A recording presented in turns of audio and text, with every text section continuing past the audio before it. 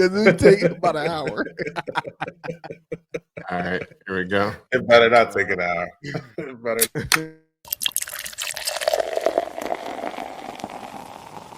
Brews and Banner Podcast. Brews and Banner Podcast. What up? Welcome to Brews and Banner Podcast. I'm your host, Rob G. And with me, as always, is the Legendary Brew Crew. What up, fellas? I was reading this weekend.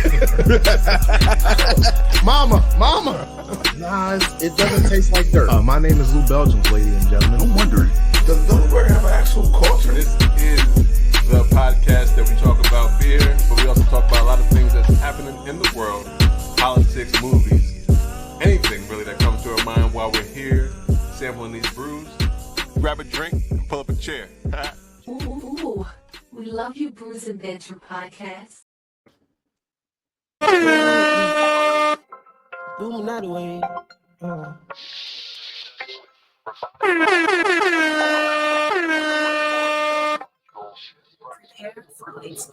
the spaceship, I'm a space cadet. Big white mansion in my habitat. He's a producer. Right. He did homework. Let me just Google Space Cadet real quick. Actually, I knew that song. Yeah, I knew that song. What up? Welcome to Brewing Banter Podcast, where the topic is the rockin' and the brew. We'll have the fuel. And I'm your host, Rob G. And with me, as always, the Legendary Brew Crew. What's going on, fellas? Hi. Hello. This is episode 274 Brewing Banter Podcast. If this is your first time listening, welcome. Hello. I don't know why that's funny. Why is it funny? Because why are you taking so long? 274 in. Right, that is true. You gotta, you make a good point. Some people, it takes people a while. Some people haven't started listening to podcasts. You never know. Podcasts is still a fairly new thing. Yeah, I guess. That's some people like to binge. When does it become not a new thing? Like 2030? Is that when something has to be out for 1,000 years?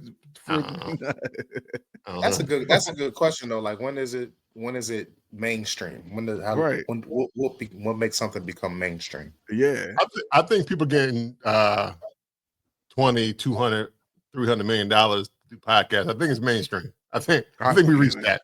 I think we reached that point when you got Call Me Daddy and Joe Rogan and Joe Budden and I still talk to people who don't listen, who know I think everybody knows what a podcast is, but I still talk to people that don't listen.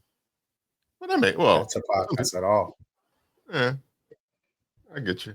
For all our returning bruisers and bruisettes, welcome back. We are glad you can join us again this afternoon, morning, this evening. We have a great show for you again, as always. As always. We have from like the title said, from Space Cadet Brewing, we have Richie Tevlin for the podcast. So we're going to bring him into the show. Let me put him in. Give him a round of applause. Welcome. Clap. Welcome. We are glad you can join us. Before we get into everything, we always like to know what everybody is drinking on, if they're drinking on something. So, what are we drinking today? We always start with a guest. So, Richard, do you have something? Or are you drinking on something? I'm drinking right now. Yes. So the my next beer is coming out. I don't know if you can see this in the video. It's coming out today. Yeah. Oh, nice. So it's called Teacher's Pet. So it's a 6.2% West Coast IPA.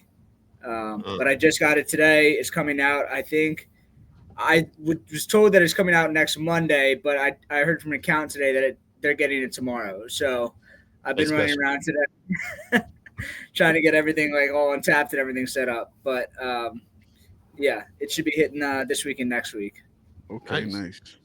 What are the hops in that beer? It's Cascade and Simcoe. So this was kind of like a throwback to old school West Coast IPAs. So a little bit bitter. It's a little bit more balanced. You guys had the first beer that I brewed, the Splash. It That was a little sweet. This is a little bit more a little less sweet, higher ABV, and a little bit more bitterness to it. So. All right. Yo, what you drinking on?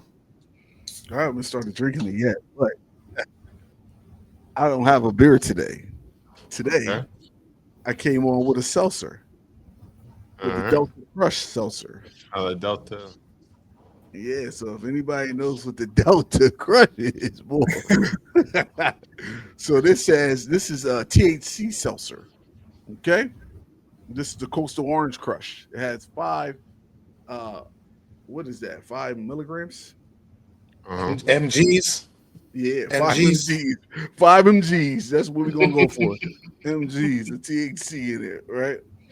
And it's got 0 calories. It's vegan. It's gluten free. All that good stuff. Is it 5 milligrams per serving or like per can? I'm gonna go ahead and hold on. I'm gonna probably tell. I'm gonna go ahead and say per 10 servings. Right. Yeah. How many does it take to get? I think it's probably per can. It's probably per can. It's probably per can because let's see if it says who drinking it low. Like I'll come back. Yeah. You never know. Yo, you know what? It doesn't specify on here. It doesn't at all. But it does specify that there's no alcohol in it. So I'm going to go ahead and assume that that's 5 per can. Because it just wouldn't make sense just like 5 per what? A sip? I don't know. I don't know. But this is what it looks like. It's a seltzer, so a little clear John. There's no alcohol in this whatsoever, though. Just the THC. So you won't get drunk, but you'll get high.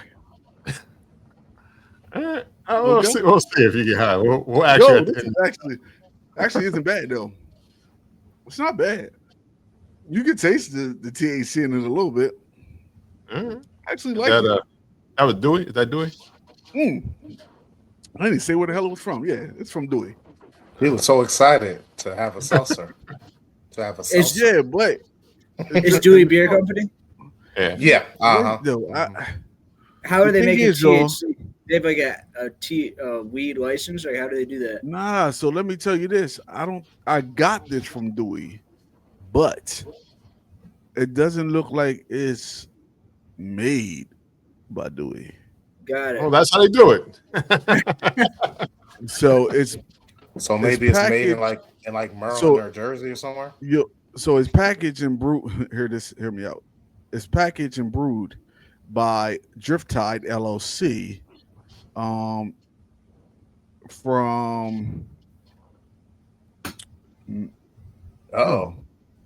it's because it's small. Choppy. I can't read this. Yo, I can't read this shit. Turn your eyeballs up, man. Yo, the only thing I do see is Harbison, Delaware.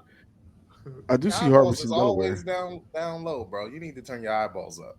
Oh, so it's made in Harbison, Delaware. So maybe it's a subsidiary of Dewey. Yeah. So it is made in Harbison, Delaware.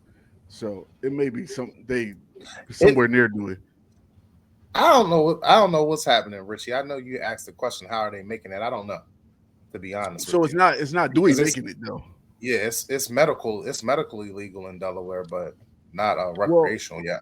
Well, Delta 9 actually Delta 9 has been for a while. Oh, they're getting the THC. They're getting the THC from the Delta 9. Okay. Yeah. I thought that was okay.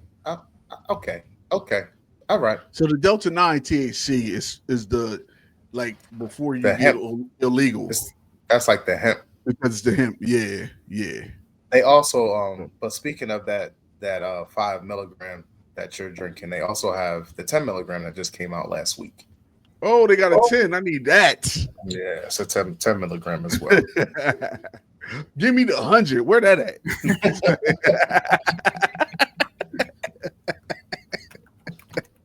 Yeah. All right. What you drinking on? Oh man, I'm drinking the guest beer. I'm drinking guest beer today. I got the Splashed or Not. Splashed or Not.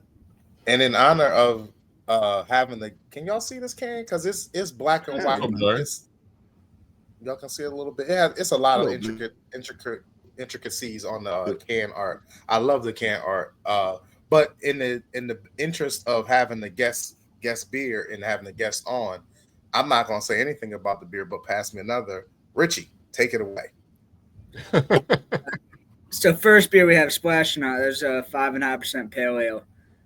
Like you said, it's got a fun little picture on it. So Space Cadet, my brewery is a single batch brewery. So every single time we brew, new brand, new recipe, new style. So that first one was just kind of a pale ale.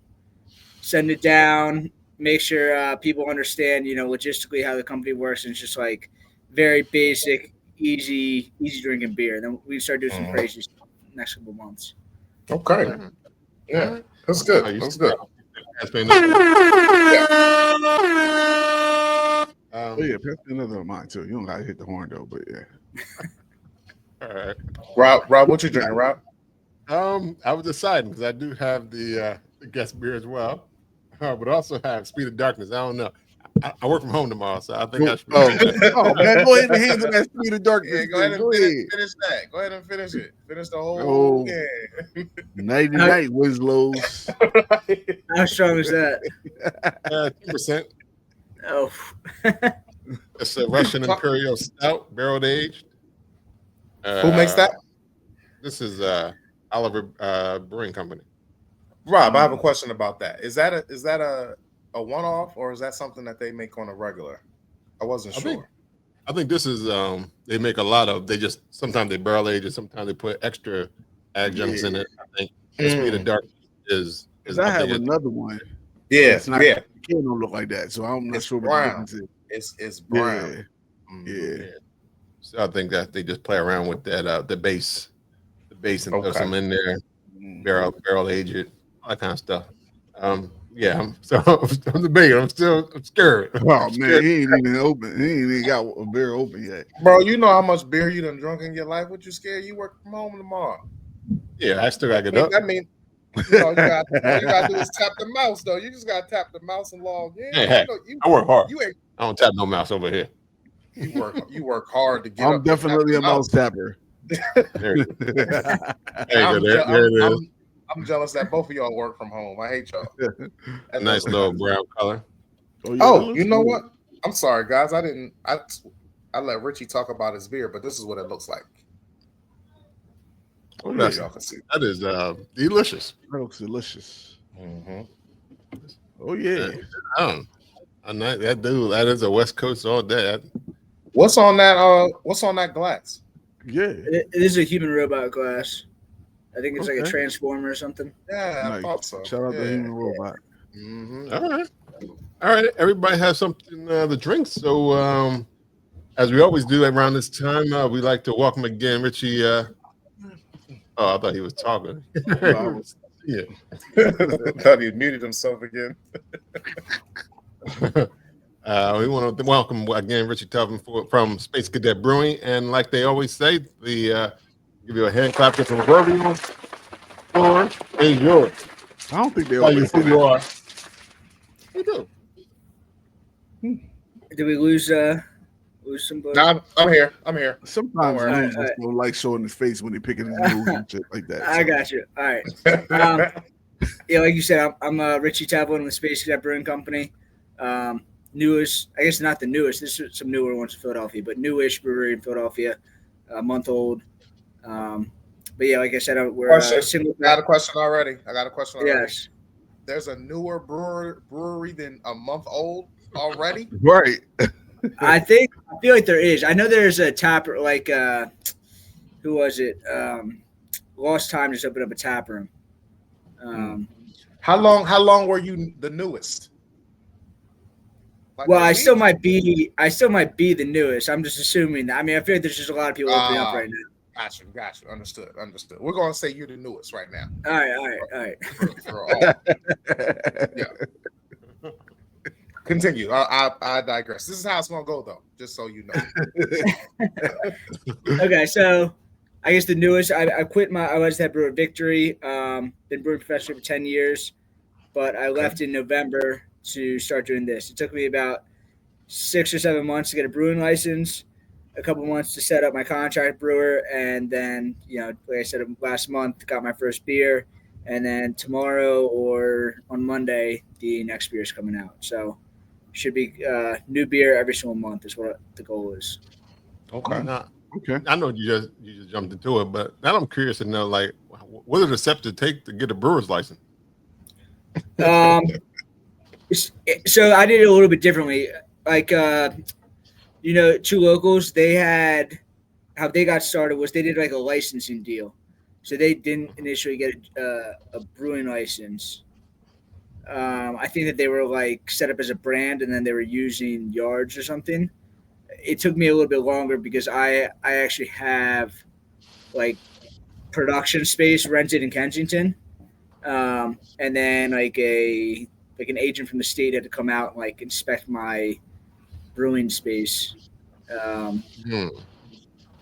it gives me a little bit more freedom. And it lets me like then when the next step happens, like when I'm ready to open up a taproom or anything, it's gonna be a lot smoother transition. It's like I've already gone through the process of like all the background checks. They did like a financial background check on myself and like kind of everyone that was around me. It was a huge pain in the ass, honestly. And Sounds like it. yeah. And I did it. I decided to save money by doing it without a lawyer. And it saved me about $10,000, but it took me about 3 or 4 months longer. Hey, you know what? You gotta weigh your options. Yeah. Right. I didn't have $10,000. I mean, I had one option. Yeah, that's true. And it's over now. So those it's over. Exactly. And once the state comes in and like inspects your space, they're just concerned that you pay taxes. So, really, like, they can license and inspection can come in and like make sure that you're operating correctly, but like I'm not doing anything wrong. So it's like it's really the hard part is like giving you the pass to like now you're allowed to make and sell alcohol, and then after that, just make sure you're doing your taxes. Gotcha. Okay. So is brewing something that you've always done, or that you gotten? When did you get into to actually brewing? Yeah, this is like the only thing I've ever done. I was in so I went to Penn State, got a business degree, and graduated in 2015. But I knew in college I wanted to get into brewing, so I was doing like brewing internships. I got signed up for brewing school after college, so immediately after college I started brewing professionally at Flying Dog Brewery in Maryland. Okay. Yeah. So I've never had a real job per se. The only jobs I've had, I was in the National Garden College and I've been a brewer. Like I've never had an office job. I think you might be the first now. You might be the first. Like I was a chemist for 10 years. Yeah, that's true. That's true. Like I feel like I graduated from college and went straight to brewing. Exactly. I feel like I did it like the backwards way, which is like I feel like the normal way. Yeah, I don't know. You'll get your master's degree in your 60s. That's how. Exactly. Exactly. Well, I want to get a master's in business now. So when you decided to go out on your own, was Space Cadet the first name you landed on? Like, where did you come up with Space Cadet Brewing?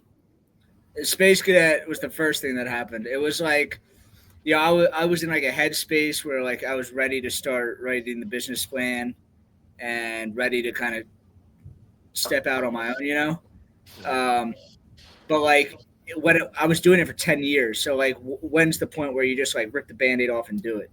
Mm-hmm. So I was, I guess at like a bachelor party, and I was doing a lot of drugs.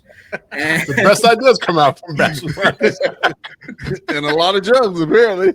Yeah. And it just, it kind of came to me that it was like, that's how you was feeling. Right. I mean, I was like kind of a space cadet, and it was just like, I kind of like looked at myself from like, third person view, and was just like, I'm kind of already doing this. And then it just, I got back from the trip and like drew the image of Space Cadet and like came up with like kind of the whole, basically 90% of like the idea. I refined a lot of stuff, but basically everything immediately happened after that. And then I went out and I figured out how to put it all together. Mm-hmm. That's crazy. So what drugs were these that you? Mushrooms, obviously. He was saying That's on another planet, but it turned out to be a good thing. So Yeah. Got you. are you still at Victory during No. this bachelor party? Yes, yeah, I was, but like I don't just like come back from a trip like that and be like, all right, I'm quitting my job. Right. That's what my question was. So from the time you came back from the trip, you had the plan in mind. How long does it get to you like, okay, I can leave Victory and go forward? And what were you doing to get ready? Like what is the process to like, I made my decision, now I have to make the process to leave my brewing job. You can't, I can't like work on other stuff while I'm at Victory. That's kind of like, it's unethical, or like, I'm sure that's like illegal somehow. But it was like, it was a lot of it was like mentally preparing. Like I'm about to be, just super poor for the next year, / next 5 years. It was like, it was getting like basically all my affairs in order. It was like, prepping to sell all of my investments I ever had. It was like basically getting everything ready to not have any money. So like buying a house. yes. It was like, so like I took on some more roommates. I sold all my Bitcoin, which now I'm kicking myself for, because like, it's like, sheesh. Wait, what was this? It was like 35 or 38 when I sold it. Now I checked it today, it was 98. So stop checking it. Stop checking it. Yeah, why you still checking? Yeah, don't check. I don't look. Today I was just randomly looking. I was thinking about like, what was I doing? Like, but yeah, it was a lot of like, talking to my parents, making sure that like, I was letting them know that like I was about to like take a left-hand turn in my life, and kind of making sure everything was fine. And then my friends, Sam and Allison, so they opened up the Boozy Mutt. That's where the launch party was at. Okay. So they opened that the first or second week of December last year. And it was basically like talking to them also, like their first-time entrepreneurs about to open up this restaurant. Like, I can't just quit my job. I don't have any money. So I need a job after I quit Victory. So it was like getting them prepared to then start bartending, which I've never done before for them. So it was a lot of just like making sure everything was set up, and then kind of starting to talk to some people like, hey, I'm doing this. Starting to think about like kind of formulate my ideas. So then when I left, I was like kind of ready to start planning everything. Like that. Yeah, that's good shit. I'd have been all over the place. Yeah. It's this past year, it's been moving like 1,000 miles an hour. It's like, it's hard to like, everything's changing like so quickly. It's finally, once the beer is out in market, like as much as things are moving more quickly now, it's like now I can actually like something is like real, like it's tangible with the business. Right. But for a year, it was like so frustrating, because on top of the fact that I had no money, I was dumping like all this money into like getting the brewing license and like doing all these other things. Like it was all like kind of theoretical stuff. Like I'm hoping that this works out like this. So like when the first batch like sold all the way through one day, it was fine. Like, like it was a huge weight off my shoulder. Like, all right, this plan that I had like works. But now let's figure out the next step. So now the next step is like kind of open up a tap room. Which is a whole nother beast into itself, but it feels good that like the business is already operating, not that I'm not paying myself, but like the business is profitable. Just kind of the way I've set it up. So everything's all right. It's just, I'm still not making any money for myself personally. Yeah. It's coming. It's coming. Exactly. Yeah. Like it's still fresh. Exactly. So, yeah. Now you said you are currently a single batch. So that means you're making one beer at a time. And is that always this? With a tap room, that can't be the way it will be original always. But right now, it's just one batch at a time in terms of the style and what's on the market. I want to be known as like a single batch brewery. I don't think other people are doing small batch stuff, but nobody's doing like the beers that I've put out, they are definitely never coming back out. I'm promising people. I want people to like hold on to the cans and save them, like they become collectibles. There's less than 2,000 cans for the first couple batches. I think the third batch it goes up to like 22 or 2,300 cans out in market. But you should have numbered them. You should have numbered them. Why? I mean that adds like another thing. It's look, I know the head brewer. Can you sign mine? I'll do whatever you want.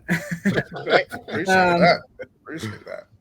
But yeah, like you're saying, like with the tap room, what's probably going to happen is I'll make beers that aren't for distribution, which would just be like the house light lager, house dark lager, and like some sort of like maybe stout or something, and it'll just be like consistent beer. So it's like I'll have lines that I don't have to think about, and I'll have like draft, and then the rest of the lines will just be like kegs that are allocated to me that I'm selling to the tap room.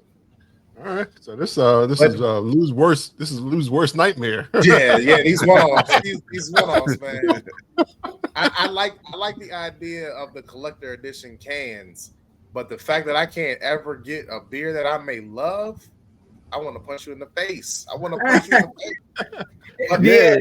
The ideas of it is that like, yes, you go to breweries and like you like specific beers there, but for the most part, breweries that you like most of the beer that they're putting out. And granted, some people don't like stouts, some people don't like sours, but like if you like an IPA from one brewery, you probably like all the other IPAs they make. So it's just there's just so many craft breweries out right now, and everybody's doing something different, but it's all kind of the same. I felt like that this was something that was different. Like it was like definitely unique, and it's not so far removed from like these small batch things. But it is kind of taking that to the extreme where, like, instead of being a small batch, what does small batch mean? That you're just operating like that? Like, I'm promising that these beers aren't coming back. So, like, it does feel – and also, like, if you have a beer that's, like, a year old, you can see when that beer came out, like, where we were as a company. So it's almost like a moment of time where it's not just – a time capsule. Exactly. So that's why the can labels themselves are like a storyboard of like the Space Cadet going into space. It's supposed to be like symbolically me or the company brewing new beers and like exploring new flavors and kind of like growing as a company. So so it's like a timeline. It's like the cans are a timeline of the company. Exactly. So like say 8 years down the line, like something happens, like something very cool happens, like I win some award. Maybe it's like a James Beer Award would be incredible. Like say I won that, but then you're able to look back about like when they were handing those out. So then like 6 months before that, like where was my head at as a brewer? What was I making? So this like nondescript can of like this is him like basically like kind of like The Simpsons. But if it's that, then it's like you can see kind of where my head's at. Like maybe there's like some Easter eggs or something that I was putting in there that like you don't realize at first, but then it kind of it just makes it like a little bit more special, I guess. So not to toot our own horn, but you well on your way to old James Beard, because we've had quite a few who went to Beard after they've been on. After they've been on the podcast. Like, we had at least like 4 by now. I think. That's crazy. Yep. So all right. Well, I'm gonna speak it into existence. Yep. There you go. There you go. So wait. So what if I do want the beer again? I'm never going to be able to get this beer again. He just promised you. Can you add some? What if you just add a little bit of adjust a little something and just keep putting it in? Well, that's kind of what it is. Like it's a lot of smoke and mirrors, but what I'm selling to bars and restaurants is essentially one product. It's the low ABV hoppy version of Space Cadet. Because especially for cans, it's less of a big deal because these retail outlets, they can just like put the cans out. Once they sell through, they can put the next one on. But if you're buying kegs from me, I can't sell you like a double IPA and then a stout and then a lager because the bars set up their draft list like, this line is this type of beer. So like it would be like, all right, well, I'm not carrying this beer and this company's just me. Like I don't have enough time or energy to be making new sales all the time. So it's going to be very similar. Like if you like the first couple beers to come out, chances are you're going to like the next couple beers that come out as well. Now, do you have Did you have a thought like you had the Splash and Nod, you have the West Right. Coast IPA, Pale Ale, the West Coast IPA. You have like a, I guess, progression on like, okay, what's next after this? Did you lay that Yeah, out? the third one's a lager. I mean, I want to announce it. Yeah, like, 'cause part of this is like, essentially product drop releasing, like how like Supreme and stuff does it, where like they don't announce it and it makes it like people are anticipating it. They get kind of hints, and then when it comes out, it's just like, all right, I want that. So I'm trying to like kind of like gatekeep the next couple of beers that are coming out, and then hopefully kind of build some excitement. Like what's happening next. So Richie, will it be 12 beers a year until you get your brick and mortar, or will it be 12 beers a year the whole way through Space Cadet's career? I'm trying to think. It's like it really depends on how like the customer base. Like I don't want to like overwhelm people. And like if it's a new beer every week, it's too much, and then they get overwhelmed, and like the beers aren't special enough. I think a month to a month and a half seems normal, but at least these first couple, just because I'm just getting started, it's like the first and second was like a month and a half, and then like I'm not trying to like dump 2 beers out in market during dry January. So the next beer will be like end of December. Probably wait till like the end of dry January and then put one out like probably mid-February. So that it's like get through that, and then like kind of slowly start ramping up to like once a month. And if I might just do larger batches and do like 6 a year, just so people have the chance to like try and get through it. So it's like it's not as exclusive, but it's a little bit more easy for people to kind of go out and get it. Gotcha. I kind of like this idea. It's kind of scary, but it's also it's very scary, but very unique. Do you have the whole year planned? Like, do you know all the beers that you got? I have the first five beers. So I have the recipes written for the first 5. I have the illustrations for the first 4, and there's like bits and pieces. Like I know when I launch the taproom, like I know what the illustration is going to be. I have like probably 10 to 15 illustrations, but we're just not on that part of the story yet. Part of it was like with my illustrator, I had to make sure that like he's better drawing than I'm at brewing. He's like incredible. Like I had to like visualize in my head to make sure that what I was trying to do in my head like made sense when it was like on paper.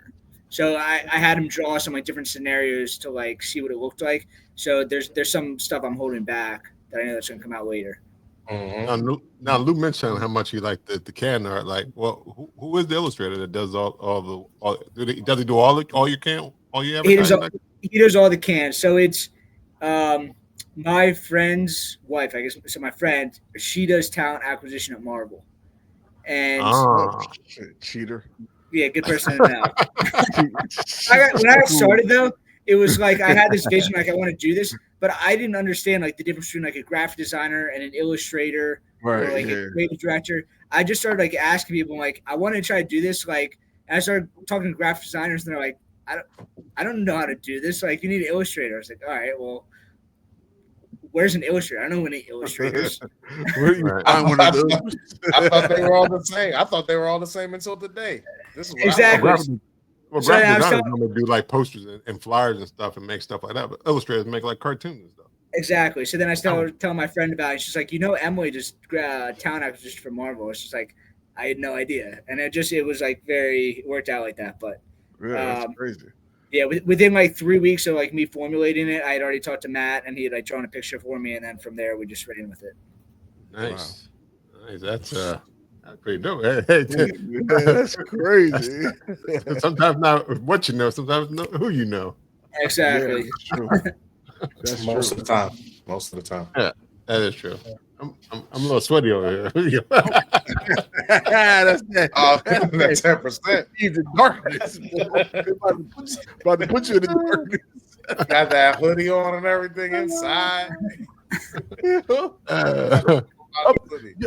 So, Rich, I'm just wondering, like, if let's say in the future you decide to open you have the option to open up another spot. One, would you take that opportunity to have another location?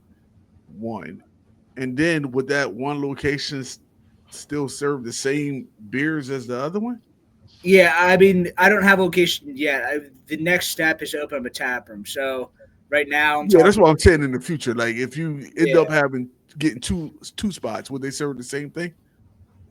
I mean, I guess it depends where they're at. Like if they're all around the Philadelphia area, it would probably it's gonna be a mix of both. You know, like it's gonna be a lot of those base beers that you have to come, and then that almost incentivizes people like, all right, I like Space Cadet, but let me try their house beers, and their house beers won't be available for distribution. So then it's like almost the opposite of whatever. Oh, What happened? That went out like a phone died, yeah. Or you accidentally pull something out. or like a plug. Yeah, there you go.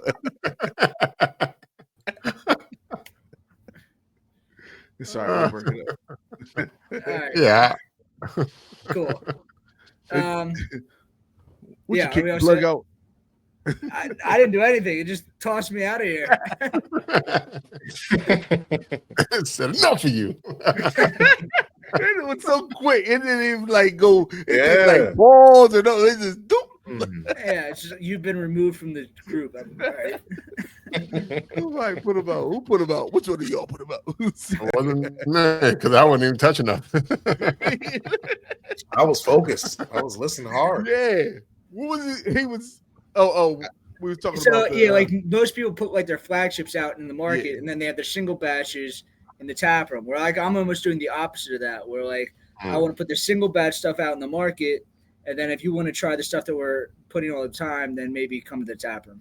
But right now it's open up a tap room somewhere in Philadelphia, and then basically the next couple of years, somebody will go out of business. I'll move into their spot, and I'll just start producing my own stuff. I'm not spending. I'm not spending $2 million in 2 years of my life building a tap room. You know, Right. someone's going to go out of business, and I'm going to move in. And I'm sorry that it's going to happen, but it's just the fact that it happens, and that's my plan. It's the big city. It's the big city living. It's big city living. You're walking around like, let me see your books. Yeah. And people, when I walk in a brewery, they're gonna think I'm like the Grim Reaper or something. Like you, like a sheriff sale. Like you go in there to make sure that they about to be up for sale. Start eyeballing it. Wait, so do you have an area in your head that you would like to be at? I live in Fishtown, but there's so many breweries here, and everything's like insanely expensive. I don't know. Even the bar. I want to move into a place that's already built out. I don't want to deal with construction, and I don't have money, so I want to move into a spot that's like ready to kind of build out, or already built out, that I can just kind of move into once I have my own POS system. Then it's just like bring the beer that I'm ready to go. So it's going to be very much. I'm going to find a restaurant partner to start, like what Two Locals and Human Robot do. And then once I kind of get paired with somebody, we're going to figure out what space we need for both of us, and then I'll move in. Okay. I think that was my next question. Was it going to be more like a pub, or is the food going to be available? So, you answered the question. Yeah. So Yeah, I don't want to deal with the kitchen either. Like I'm seeing all these other people like do all this stuff. I'm like, I have no desire to do any of this. I want to make and sell beer. Like let somebody else deal with the kitchen. Yeah, I got you. But damn, hopefully, Fishtown, be careful out there. If you go out of business and it's cheap, he's scooping you up. He's looking at your books. Nah, he said not Fishtown. So any other brewery that's not in Fishtown. maybe. You never know. You never know. Fishtown might be safe. I'm not. If Fishtown go belly, somebody in Fishtown go belly up, and the price is right, I'm in here. I think about it like this. I'm not hunting them. I'm going to rescue them out of their release. So I'm doing them a favor. Rescue and hunting is definitely ways of putting people out of their misery. Yeah. Yeah, I mean, but it sounds better if you rescue them. Yeah, absolutely. You're probably looking for a way out, and then you'll be the guardian angel. Exactly. CPR is always better than a chokehold. So are you telling me that Rich go out hunting for deer and he'd be like, I'm not here to kill you. I'm helping you. I'm rescuing you. I'm gonna Yeah, rescue you yeah. right here. You don't know how many people love to taste the venison. We call you venison when you die. Yes, I'm rescuing you. Take you out of the woods where you're Mhm. fine. And into this Where you're okay, gourmet into a restaurant. place. Into this gourmet restaurant on my Well, there's dangerous woods. Yeah. It's so dangerous in these woods. I do. I had Richie, another question. but I lost it. Richie, I have a question right now. Richie, you being a brewer, what is your favorite style of brew? And is it? Yeah, never mind the second part. I like brewing hazy IPAs because you can't mess them up. That was my second part. I think you're gonna notice I like things that are easy to do. It's like I think like I can make a good lager, but it's like I much more enjoy something that like I know I can't mess up. It's like everyone likes it. They're easy to do. They turn around in 2 weeks. I mean I do like brewing lagers, but it's a little bit more stressful because you can't mess up. Yeah, But yeah. the hazy IPAs, like as long as like you're kind of like following the general guidelines, you can put whatever hops in those things. You put a lot of hops in it, people are gonna like it. Do you have a favorite hop? I like they just gave it a name. It's called HPC 586. I think now it's like Crush or something. That sounds space. That sounds space. Yeah, you should call it that. I like You it. should just- Doing yeah, Space Cadet. you should leave The it problem that. is, so I was using it. Yeah, it's called Crush now with a K. When I was using it, I used it a lot at Victory, and it was like still in the test batches, so it's still cheap. But now it is the most expensive hop because everybody wants it. So like, I'm not using that thing. Yeah. But yeah, the beer industry is like in a weird situation right now because everyone is so obsessed with lagers that the price of hops are like plummeting. Like if you're like an IPA brewer right now, like I would be buying like, I mean, I don't have money to do this, but like if I had money, I'd be like locking up like some hop contracts for all these like fancy hops. I mean, IPAs are gonna come back, and everything is dirt cheap right now. Yeah, that's crazy. I had no clue. Well, there you go. That's different. So the IPAs are falling out of favor, and the lagers are the fad now. Well, a lot of people are making. Well, a lot of people, just so many people are making lagers. Even if it's like the breweries, like 3 or 4 of their IPA lines are now allocated to lagers. Like that's a lot of hops. So the I think the hop companies, because they have like an organization that kind of overlooks everybody. They said that like they destroyed like 20 or 30% of the hop fields this past year because there was like if you have too many hops, then like the price drops. So like they try to control the price by like trying to control how many vines are in the ground. So they destroyed like 20 to 30% of the crop, and it's still like the spot hops are really cheap. A lot of people, when you buy hops on contract, you buy them like your supply of hops for the next like 5 to 10 years, and the hops are so cheap now that you can just buy them like basically on the internet cheaper than like these people that have like these hop contracts that are built out for the next like 8 years. I don't want a hop contract though, because what if I want to change up the hops though? See, that's what it is. It's like a risk. It's like, so if you get like hops like Citra or Mosaic, things that like you're gonna be using, it does like things that like don't go out of style, like some like things like Sabro or like these like unique hops that you only put on like 1 or 2 IPAs, you wouldn't get that on contract. But if you can lock up something that is in like multiple of your recipes, that is like in like 3 or 4 of your flagship beers, so you're ideally you're not changing your flagship beers every year.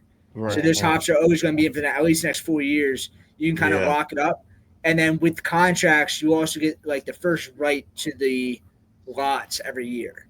So it's like then when the hops come out, you can go and you're allowed to choose the best lots to then use.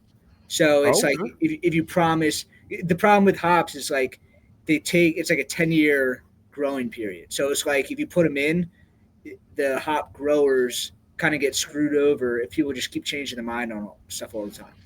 Because it takes so long for the hop vines to like mature and then start producing flowers that then you can use. It takes like 2 to 3 years, and then it kind of what the industry's doing now with lagers is kind of messing up a lot of people, a lot of the hop growers. Yeah. So it'll be interesting to see what happens in the next couple of years. So let me ask you about the hops thing again. You said so from if I want to start making hops to brew beer, it'd take 2 to 3 years for that vine to be mature enough for beer hop. Yeah, I mean you'll get some hops, but the big brewers, like the hops that are ideal that you want to use, it takes a couple of years for them, like the vines to mature and be strong enough and like be producing like the cones that you want. Okay. And then it takes even longer because like the new varieties come out every year. That's like a 10 to 15 year plan. So like this HPC 586, they started growing that and like creating that hop 10 to 15 years ago, and it just came out last year, the year before. Wow. Damn. Wow. Man. So that they like go in the lab and do the hybrids and the pollinating and mixing the different variants. And so there's the name HBC means hop breeding company, and then they name it number at 586. Hop breeding company is a joint venture between Yakima and Chief and I think Haas or something, because it's so labor and cost intensive to be growing new varieties of hops that the hop companies create smaller companies to then create new varieties that are together to like share some of that cost. So HBC is like an acronym for hop breeding company. So like Yakima Chief, which is one of the biggest hop companies, works. I think it's like Haas. It's probably Haas works with them to then like create the new varieties that then they scale up, and then they like eliminate 90% because like they're like not mold resistant or something. And then they take like the top 10% of those, see which ones taste well, test in some beers, and then take a small percentage of those and then get grown up over the next couple of years. And then they actually have to get planted, and then it takes like 3 years to mature to then become commercialized. Yo, this is crazy. Wow. It's like that's a lot of hops information too that I had never heard. That's like that's R&D for medicine. Like there's like research and stuff. It's like people always whenever you go to like the technical conferences for brewing, it's basically agriculture conferences. It's not because you're learning about the grains, you're learning about like in the last couple of years, like what the rain has been like, what the soil content is like, what the droughts are, like all the because then that determines like how much protein's in the grain. Because especially for like the large brews, like the macro brews, they look at these ingredients like you're getting this amount of protein and this amount of like nitrogen out of the grain. So they're treating the raw materials almost as like commodities that are like getting grown. Interesting. You can keep getting like the beer rabbit hole is endless, and I think like when I decided to like step out and do my own thing, I kept going down the rabbit hole because it was just like I don't understand this. Like there's more that I can learn. There's more that I can learn, and when I had that night, it was just like I took a step back and like I don't need to know all this. Like I feel like I know enough right now. Like there's literally people that quit their jobs because they have a midlife crisis and start a brewery. I know more than those people. So like, what's stopping me from just doing this myself? That makes sense. Because that's true. Well, listen, I never been down the hop rabbit hole until me either. That was amazing though. The hop is like tangible. Once you start talking about water, it doesn't make any sense at all. It's like water chemistry is, no pun intended, is the most dry thing ever. And it's like I have a whole pun intended. It's like a 300-page book I have upstairs about water, and it is. I mean, I used to read that to go to bed every night. It doesn't make any sense. It is. It's like, but it's like so important. Like the larger brews, like they have like these like chemists and stuff like perfecting the water that they're putting in. Right. Because we had when we did a beer with March, they tried to make it was an ESB. They tried to make it the pH. They wanted the pH balance be almost like it was in England, like the beer was from. Yeah. So we get it, but yeah.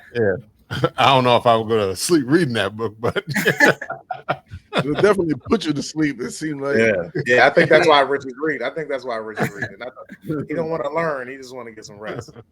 I can tell you, I read the book. I didn't understand a single thing I read. It was like I was reading the words, and it was just like I read that, but I don't know what that meant.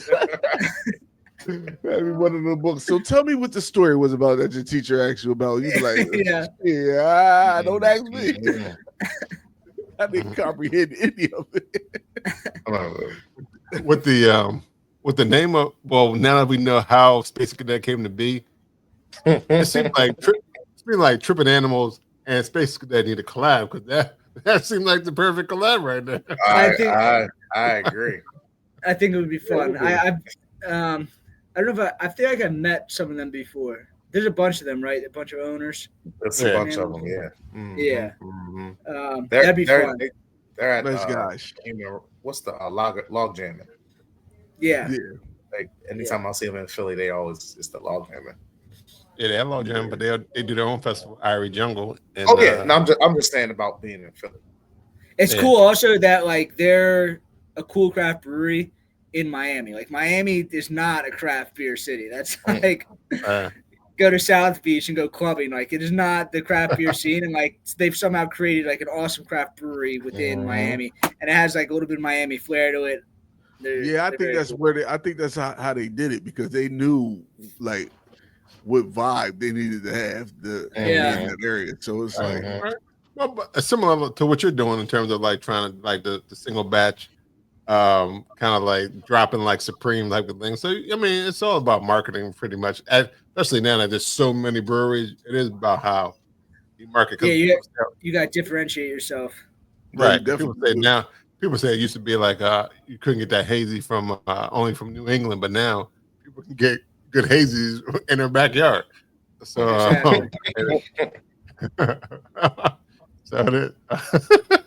think that like Human Robot did their he's such an idiot. He on fire. He's an idiot. He's not on fire. No, I mean he's sweating. He's hot. Yeah, that's what makes him an idiot, because he knew he was gonna be hot. Drinking that shit. That green all shiny. He got a nice little sheen going. He got a little sheen. Yo, but what I was going to say is that I think Human Robot, one of the people who hit the mark on the whole on the marketing side. Like I think what they do is crazy. Yeah, and I think Human Robot's cool because it's not just like one thing that they do. That was like they did the milk tubes. That was cool. Yeah, and they did like log jamming, which is very cool, and like the loggers. And it seems like there's been like 5 or 6 things that have like catapulted them forward. That have like been all very cool things. Where like most breweries would like die to have like one cool thing. It seems like they just like it's just the people behind it. Ken and Jake and like everybody over there. Like there's a lot of smart people in there. Doing cool stuff. Right. Right, and we'll be saying the same thing about Space Cadet soon as well. Already could say some of the visuals that you put out already is cool. Does the Space Cadet have a name, or is it Richie? It's like kind of based off of me, but like I wanted to like I didn't want to like pigeonhole myself into like one thing, so it's just Space Cadet. I didn't want to give him a name. Didn't want to like. I wanted people like multiple people to like look at him and like see themselves in them. I didn't want them to see me, so I tried to kind of make him as generic as possible. You know what I'm saying? It's like I want like this idea of like the Space Cadet. I think everyone can like kind of like have the idea like you're drinking or you're just hanging out. It's the end of the day and you're just daydreaming. I want that to kind of be the idea of like the Space Cadet, where like kind of bring the idea of Space Cadet into the forefront, and then kind of like not make it go viral, but like have Philadelphia kind of fall in love with it, where it's like Space Cadet becomes a thing in Philly. It's like an adult Elroy-ish Your face. A little bit. I was thinking a little Richie Rich mixed with Elroy. That's what I thought. Yeah, it reminded me of Richie Rich. Yeah. Elroy definitely meets Richie I Rich. probably went with Elroy because it was already Jetson Space. Yeah. I gave my first illustration looked pretty similar to it, but then I like told my illustrator like all these like different things that I liked, and he kind of combined them all into what it looks like right now. Yo, this is killing me. He the first brewer we ever had on here talking about. I gave my illustrator. Yeah, he learned a new word. Nobody He said wants that. to use it. Yeah, he has one.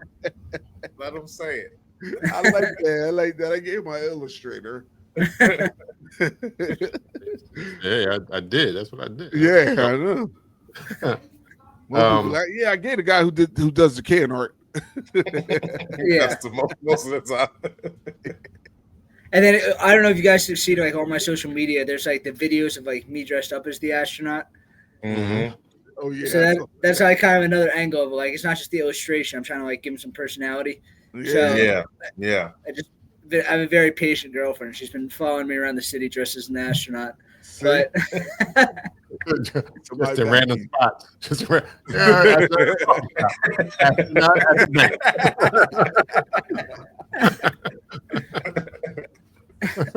Definitely. That's good though. Yeah. That's good. Being an astronaut-based brewing company, are you an astronaut-based brewing company? Like, would you? No, I don't want. I like the idea of the Space Cadet. Like, I don't want to be like the I'm not like a weird kid that's like into space and astronaut. it's like this. All the weird kids that like astronauts under the bus. It's like I wanted like the astronauts to be like kind of a vessel for this general idea of like the story. You know, like it's I don't want to be like too astronaut themed or like too space themed. Like yes, there's going to be like a lot of space puns and like things that have to do with astronauts and space, but I don't want to get pigeonholed into like I'm the space brewery, because I think that there's a lot of breweries that like we're themed like this, and it just to me it's kind of like off-putting and weird. Like I like the idea of like having a mascot, but it's like the Space Cadet like is truly it's not, he's not supposed to actually be an astronaut. You know, he's not actually going to space. He's daydreaming that he's going to space. Yeah. Because he's like a space cadet in the fact that like he's just daydreaming. So it's just like it's like a joke in itself. I like it. I like it even more. Cadet. I like it even more. Because I've been called a space cadet. I've called people. I was going to say me too. And I've meant it not as a smart person. You're not. Exactly. And so it's supposed to be fun. So like you're sitting at a bar or like you're drinking at your house and you're like staring at the TV or something with your mouth open, like you're a space cadet. You're just sitting there like so it's like I thought about like who am I selling this beer to? Like it's a premium beer product. You're probably not like, I want you to drink it at the tailgate, but you're probably not crushing 12 of these at a tailgate. It's like expensive beer. So you're probably like sitting at your house enjoying it. And like, what is the customer doing at that time? Like, you know, they're sitting there, they're thinking about it. Like, even if they're not thinking about the beer, like, even if they just think about the idea of the Space Cadet for half a second, I think it just kind of adds some value to the, the moment of them drinking the beer. Yes. So Richie, you think that's going to prevent you from being the space brewer, the space brewery? Because they still going to say We'll see. I think I fucked myself over. Like, there's like everyone like, and especially now with me dressed up as the astronaut. Like, it is a double entendre though. It's a double entendre, but like so Monica, my girlfriend, the other day was just like, I like the idea, I like all this, but like anything astronaut related, it stays in your office. Like we are not having an astronaut. Like, I agree. Also, like, I can't turn into just the guy that walks around dressed as an astronaut. But for right now, I'm trying to sell a lot of beer, and I have no shame, and I'll do whatever it takes right now. I can't pigeonhole myself like that. Right. Yeah. He just lost all our NASA fans. NASA fans. All our NASA fans said, we out. I thought you were talking about the Bahamas. Yeah, no, that's why I'm It's drunk. that 10%. That 10% I was saying Nassau. I'm drunk. That's why So how I you changed it. I know said Nassau? Nassau. So I got it right. a funny thing about the Bahamas, I think my beer is going to get sold in the Bahamas. There's some guy that buys beer. I don't want to say because I don't know how legally this works, but there's someone who buys beer from me, sells beer to a third party exporter that then exports beer down to the Bahamas. Because there's a lot of finance people that live in the Bahamas to kind of get around like tax law and stuff, and they had just have a shitload of money. And there's nothing to do in the Bahamas besides hang out and drink alcohol. So there's like the supermarkets down there are apparently filled with like high-end craft beer and wine. So apparently in the next couple months, Space Cadet's going to get sold in the Bahamas. International. The fact that you said ain't nothing else to do but hang out and drink wine. That sounds perfect. Yeah. I feel like how cold is it there? 60 degrees is as cold as it gets. I'm good. Yeah. They get hurricanes and shit too, though. So yeah. Even more of a reason to drink. Yeah, that's true. Build a bunker. You leave during hurricane season. Yeah, well, that's true, I guess. I guess you're the richest person in the Bahamas. What about all them poor people in the Bahamas? Right. You can just leave. Everybody Rob can't don't. leave. Rob don't care about them. He don't have a heart. That's why. Yeah.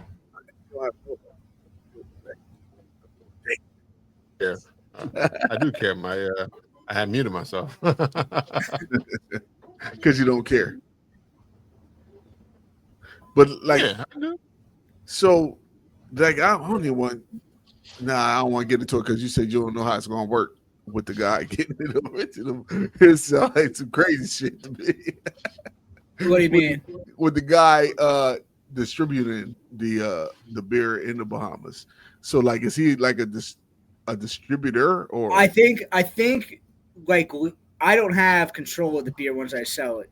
Once I sell the beer to the wholesaler, then it's the wholesaler's beer. So like how my business operates right now is like I buy bulk from my contract brewer. Like I buy the whole batch from them, and then I immediately go and turn around same day. It's like handshake, like it passes legally, like passes through my hands, like just on paper, and then it becomes the wholesaler's beer.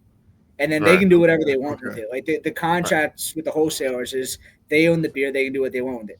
And then if they get sold then to like a smaller, like a bottle shop or beer distributor, if they have like an importing or exporting license, they can do whatever they want with it.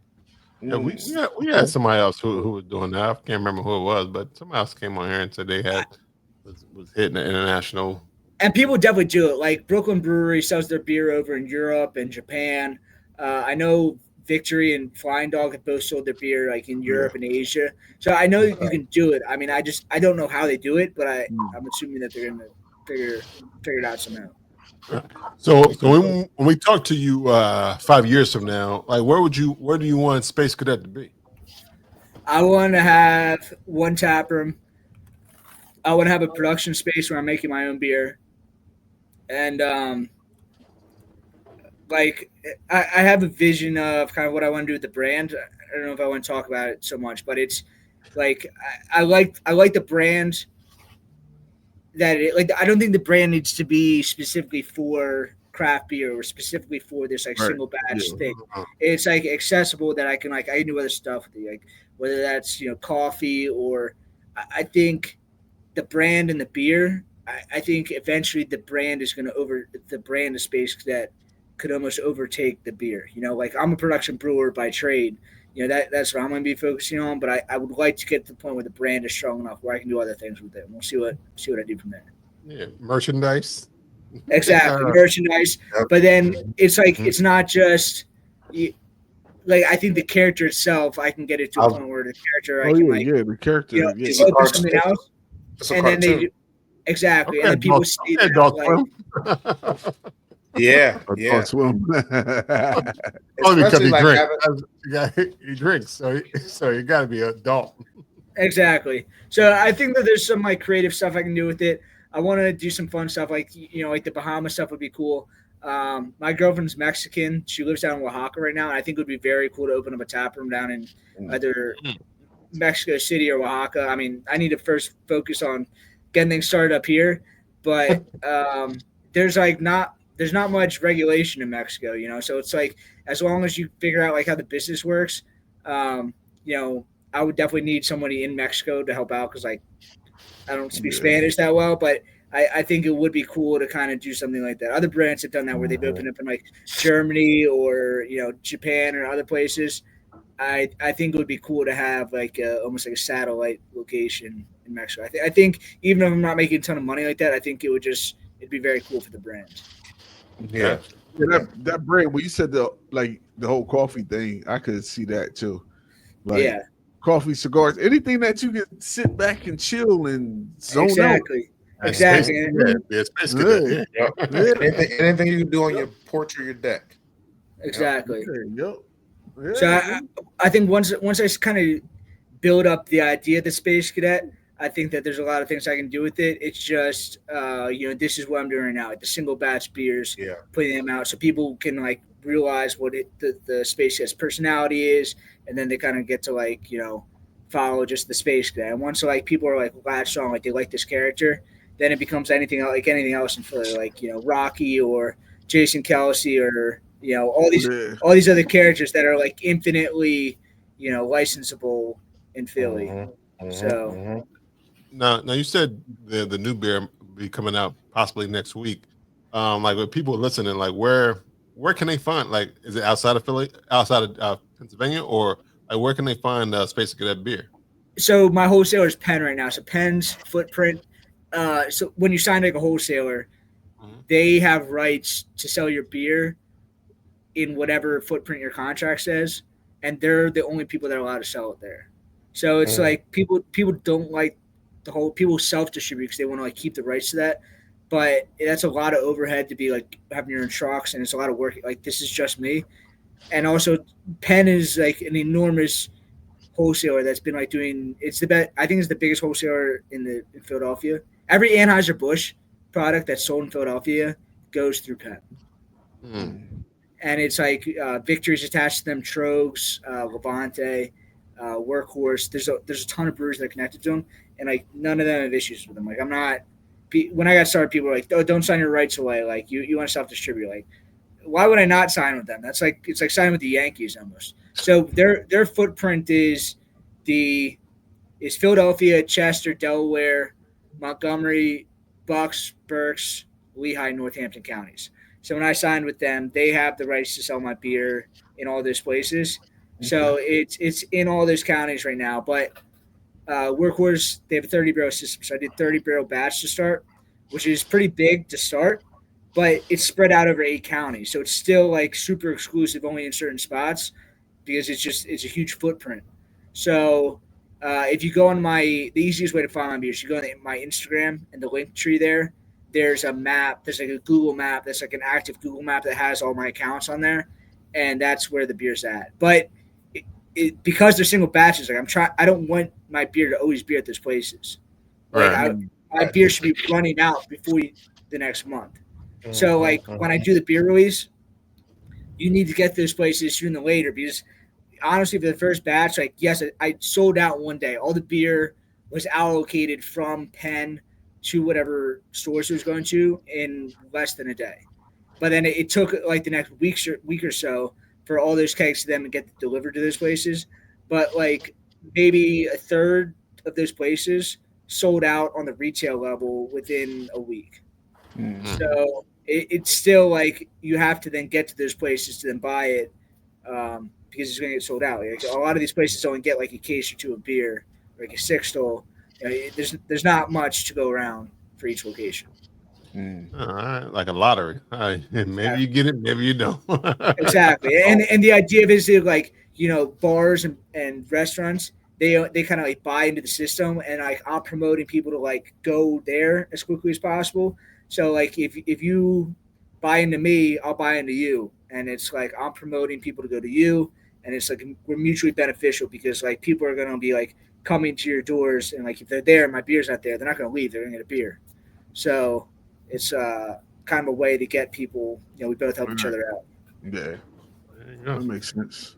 Well, I'll be remiss to not mention that you also have another side gig before we wrap up, because you also are a podcast host as well for a Brew That podcast. How did you get into doing that? That was before Space Cadet. That was so do you know Evan and Cole, the Brew That guys? So they're like 25-year-old Temple grads. They're just like super ambitious. They Cole is marketing. He works in marketing. Evan was a supply chain person, but like kind of had this idea of like bringing craft beer to Gen Z, like on TikTok, making like accessible like Instagram videos that are like super curated, making YouTube videos. And they were doing that. I liked what they were doing. I had met them a couple of times and we were like becoming friends. And I was just like, you guys need to make a podcast. Like, that's like, it's a very they easy said, no, way. you gotta make a podcast. They're like, we're not making a podcast. Like, we like make these videos. We don't know much about craft beer. And it's just like, well, then make it for me. I'll do it. And then, so we got together with them. And then Cole connected us to Liam, who's a professional videographer, who has an office in Northern Liberties. And between the four of us, we kind of all came together and put together like this podcast with like a studio. And it's been great. I mean, I'm sure, like you guys, this opens a lot of doors for you. Like you're talking to people like that you wouldn't normally talk to. Oh yeah, definitely. And it's not just like you're meeting them. Like we're having like what is this, like an hour, 2 hour long conversation right now. It's like you're getting to meet all these people, and it's like getting my brand out there. Like when I first started doing the podcast, and then I started doing Space Cadet, everyone was telling me like you need to focus on one thing. Like the podcast is going to be too much, but the podcast was like the smartest thing I ever did. It's like it's opening a lot of doors for me, and it's a way for me, just like this, to kind of talk about my brand. Is every single week I get a chance to go on and talk. Yeah, for an hour, it's a great whatever I want. option. Exactly. Right. And also, and depending on who your guest is, you'd be like, oh, we should do something together. Right. Exactly. And like I'm having like these like bar owners on and these other people on where like now I know these people intimately well, and they're fans of me. Everyone that like when they come on the podcast, like when this podcast comes out, like the post or whatever gets shared, I'm sure there's people in my network that haven't heard of you guys, and then they're going to start listening. So it's like, and vice versa. Exactly. So it's like, it's like doing beer collaborations, except like instead of like having to go through the process of making beer, like we're just hanging out, drinking beer and talking. This is the best part of it anyway. So, man, I don't need to tell you guys like how great being a podcast is. Like it's doing a lot for me. So that's awesome. Nice. All right. Back to my I guess my new segment of the show. Not off flavor, but definitely off topic. Are you a I guess it's action movies or romantic comedies? I like I would say romantic comedies. I would say comedies, but not rom-coms or action. I like action movies, I guess. I mean, I like comedies. I guess I watch mostly like weird artsy dramas and comedies. All right. Well, what's your favorite weird artsy drama? There's this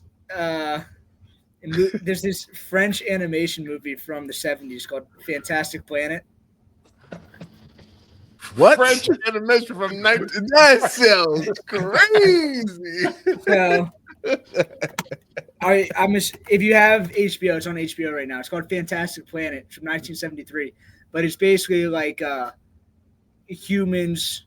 There's like another form beyond humans, and they're like way bigger, and it's like looking at humans like they're animals. So it's like looking at humans in the perspective of them being animals, and it's weird as shit, but I thought it was really good. It does sound interesting. Though. I've tried to have like 3 people. I like it a lot, and it's like amazing review. It's 91% on Rotten Tomatoes, but like I've tried to show 3 people, and they get like 20 minutes in, and they're like, what the fuck is this?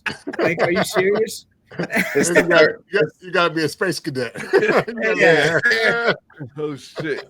It's the 36th greatest. Wait a minute, because if animated it's movie French, ever. that means it's subtitle. If it's French, is it subtitles?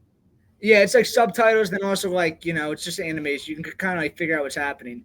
But I think it's like dubbed over also. You can get like dubbed over. Oh, okay. I mean, that's not my favorite movie, but like if you're looking for like a weird recommendation, that's my weird recommendation movie. All right. So, what's your favorite movie then? My favorite movie, I like. I mean, Rambo is awesome. It's just nonstop. I like. So there's two. There's I like Deer Hunter. The first time I watched Deer Hunter, I was like, that was not what I was expecting. Just blew my mind. No pun intended again. But it's there's this movie called what is it? Vision Quest. But it's like a wrestling movie from the 80s. And it's like the cheesiest movie ever. But it's about Matt Modine. It's like a wrestler, and he like decides to like I remember that movie. and he drops down a weight class because the state champion is like that's like the best wrestler ever is in the weight class below him. So he cuts like 20 pounds, even though he's supposed to win states at the higher weight, just to like prove to himself that he can do it. And like everyone's telling him he's crazy. And his one friend is just like, you're on a vision quest, man. Like you're just going out and doing it. And there's just like so many quotes in it about like, being cool. But it's just like, it's basically like Karate Kid. It's just like a cheesy 80 movie, but it's like, it gets me jacked up. I think I remember Vision Quest. There was also another movie about cycling that I used to like. I don't remember what it named, but it was in that same vein. Matt Modine might have been in that one too, though. I mean, he was like the cheesy had a 80s moment. guy. He definitely had a moment. It was a movie he was a cyclist in. Or somebody was it was a cyclist movie in the same vein in terms of that, like overcoming and I don't remember what the name of the movie, but I used to watch it all the time back in the day. Every time it came on, I watched it. I don't remember what it's called now. Because I vaguely remember that movie, but I don't know what it's called either. Yeah, because somebody got to catch up on her leg. That's what I remember, really. Is it breaking away? Yeah. With Dennis Quaid? Maybe it was. Maybe it was it? with Dennis Quaid. Breaking away, maybe. Yo, Richie. Yeah. This movie is crazy. You're right. Fantastic. Everybody tells you it's crazy. This movie is crazy. It's very interesting. It's crazy. Just reading the plot is wow. You have to be in the right mind to watch it, but it's if you think about it as like the humans are animals, and it's like kind of AI is like taking over, and it's like the humans have like real emotions, so it's like I don't know, it's kind of trippy, but it may make you see. It may make you look at your pets in a different light. I'll tell you that. Yeah, it was, and I watched that last year, like when I first started doing like the illustrations, and it was just because I was like, all right, I don't know anything about animations or illustrations. Let me look into some stuff. And this was about like space stuff that was like animations. And watched it. It was like, all right, that was weird. Just found it. You recently just last year. Wow. This I want to watch this. I definitely I'll put this on my list. Let me know. Let me know if you make I'll give it a try. I'll attempt. You're gonna have to drink the 10 milligram drink before you do that. You're damn right. Two of them. Jeez. Damn. All right. Any more questions for Richie? Nah, I like what Richie got going on here. Yeah, good job, man. Good job. Good vision. Right. I hope you see it through. Thank you. Definitely. All right. Well, we want to thank Richie Tevlin for coming on the podcast for the Space Cadet Brewing Company. And thank you for having me. Also, it's cheers. I know you guys came out to the launch party, so I know I met you guys before, kind of at well, Jamie, but it was nice to kind of see you guys again. And Yeah, man. Appreciate you Yeah, having it us was out. me on. Yeah, I missed that. Very nice event. It was and the beer is good. I Thank you. enjoyed it. Yeah. Well, this beer was good because I ain't gonna have this beer no more. Hold Yo, on. to your man, beer. y'all didn't even get me one. I didn't So open this one. So you can have Okay, this one. I didn't open great. All right. 'Cause I was gonna say, I'll never have it. I only gave 4 packs to people that showed up. Before we go, we always like to know how people can find you on these worldwide webs, these Instagram, these social medias. Like, how can they find all about Space Cadet and how you moving? So on Instagram, it's at Space Cadet Beer. And then my website is spacecadetbeer.com. And then the podcast is the Brewdat Podcast. And our Google SEO is terrible. We need to rename it. You have to actually type in the Brewdat Podcast. Otherwise, you can't find it. I don't know how SEO works, but it bothers me a lot. Interesting. Yeah, that's probably. Yeah, you would think you just type in brew that. Everybody will want to type in because it's not because it's not a word. Normally, it pops up number one. Like bruising is not a word, but it comes up number one if you type it in. Right. Yeah, it's on YouTube. It's just like my friend's like, I can't find it. Like, just type it in. But it's like you have to type it in perfectly. I'm like, yeah. Huh. That's interesting. All right. That's annoying as fuck. Yeah, it is. You can't finish my sentence. Right. I typed in the B.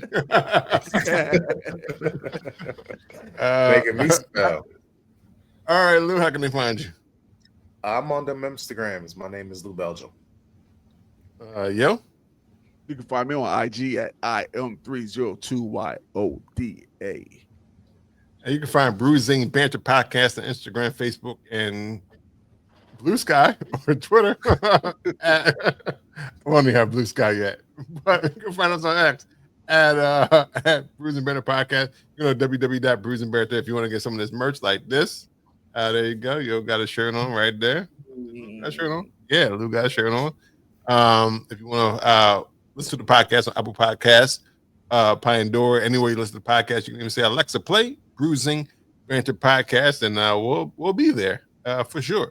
If you want to follow me, Rob Steve Bruising. There it is. Bing, bing, bing, bing, bing, bing. And definitely come check us out on December 14th. We'll be having an event at Autumn March. It's our 6th-year anniversary. Unlimited pours, all that good stuff. Ugly sweater party, 6 p.m. Tickets right now is by the time this come out, it'll be $55. Tickets will be $55. But you can go to Eventbrite. You can find a link in our bio or on our website. Go check it out. It'll be on our website too. Come hang out with us. Beers from around some of the breweries around the DMV area and Delaware. It'd be a good time. For sure, come hang out. Yeah. Hang out with the crew for your holiday cheer. Anything else? Nah, man. All right. This has been episode 274 of Bruising Banter Podcast. Bruising Banter Podcast. Hey, 10%, baby. I want to thank again Richie Tevlin from Space Cadet Brewing for coming on. I am a little tipsy. Yo. Wrap it up. Until next time. Have a good week, everyone, especially Rob. Bye. That was tough.